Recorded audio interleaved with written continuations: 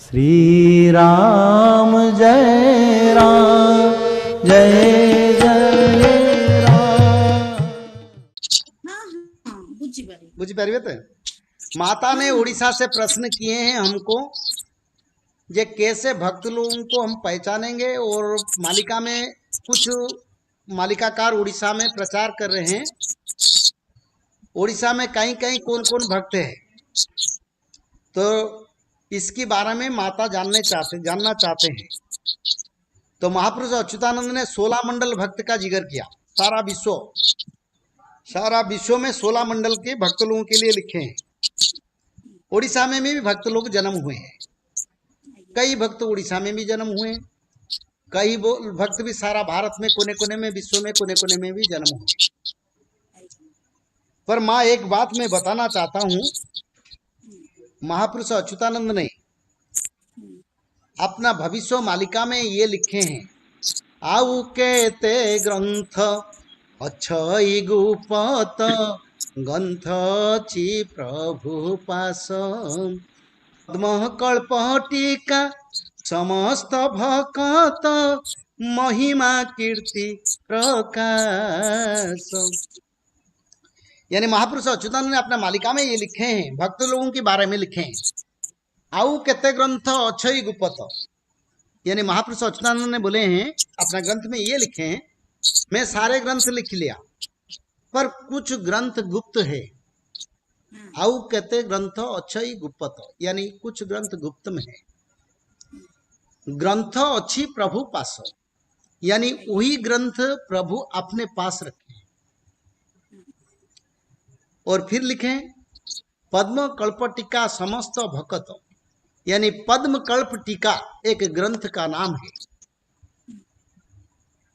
उसमें सारी भक्तों लोगों के का नाम, चिन्ह, वर्ण, और इस युग में भारत में उड़ीसा में कहाँ कहाँ जन्म हुए उनके बारे में, उनका माता पिता नाम, पूर्व जन्म में क्या था, उस सब लिखा है, जो मालिका में महापुरुष अच्युतानंद ने लिखे, उन्होंने लिखे। आउ केते ग्रंथ अक्षय गुप्त ग्रंथ अच्छी प्रभु पास पद्म कल्प टीका समस्त भक्त महिमा कीर्ति प्रकाश। यानी भक्त लोगों का महिमा, कीर्ति, पूर्व जन्म, संस्कार और इस जन्म में कहा उन्होंने धरती पर है, उनके बारे में सारी पत्ता पद्म कल्प टीका पर मिलेगा। फिर महापुरुष अच्युतानंद लिखे हैं, वो कब प्रकाश होगा।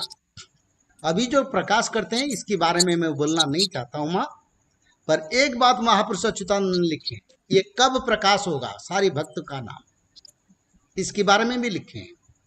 33 कोटि दे बहता दिगपाल ब्रह्मा शंकर विहीण अक्षय अहवय ग्रंथ रखिचंती विरजा क्षेत्रे गोपन।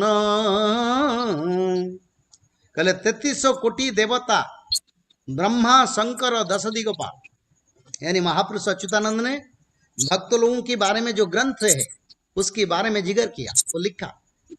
ये सारी 33 कोटि देवताओं का सभा हुआ था, जिस जगह पर ब्रह्मदेव थे और महादेव भी थे, उन्होंने बहुत उसमें विचार रखा और अंत में यह निर्णय लिया, जे प्रभु के पास श्री विरजा क्षेत्र पर उस ग्रंथ को गुप्त में हम रखेंगे, जो महापुरुष अच्युतानंद ने उसको लिखे हैं।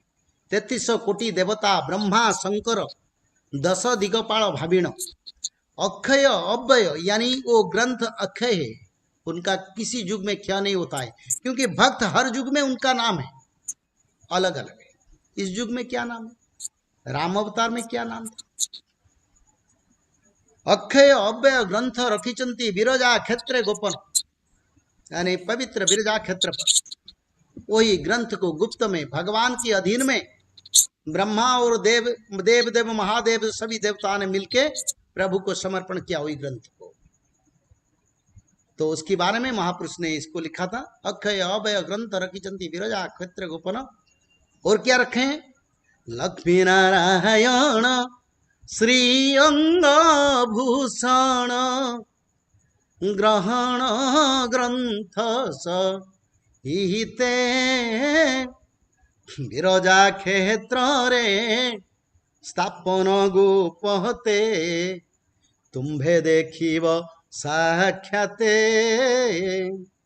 कहले माता महालक्ष्मी और भगवान विष्णु, भगवान श्री कृष्ण और माँ राधा रानी का जो अलंकार है, जो आभूषण है,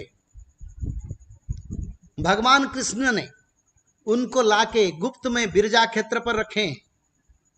जिस जगह पर ये भक्त लोगों का अमूल्य अव्यय अक्षय ग्रंथ है, उसी जगह पर माता महालक्ष्मी और प्रभु का आभूषण अलंकार सब कुछ भगवान कृष्ण ने लाके बिरजा क्षेत्र पर गुप्त में रखे। तो अभी जो भक्त का नाम बोलते हैं, इसके बारे में मैं तर्क में नहीं हूं, मैं द्वंद्व में नहीं हूं, मैं मालिका का धारा को अनुसरण करता हूं। मालिका में लिखा है वो ग्रंथ गुप्त है।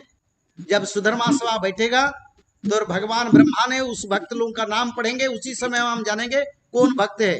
अभी बारे में टिप्पणी करना हमको जरूरी नहीं है। जो मालिका को प्यार करते हैं, मालिका को अनुसरण करते हैं, जो मालिका को विश्वास करते हैं, वही भक्त है। बस इतना ही जानते हैं। जय जगन्नाथ। श्री राम जय राम जय जय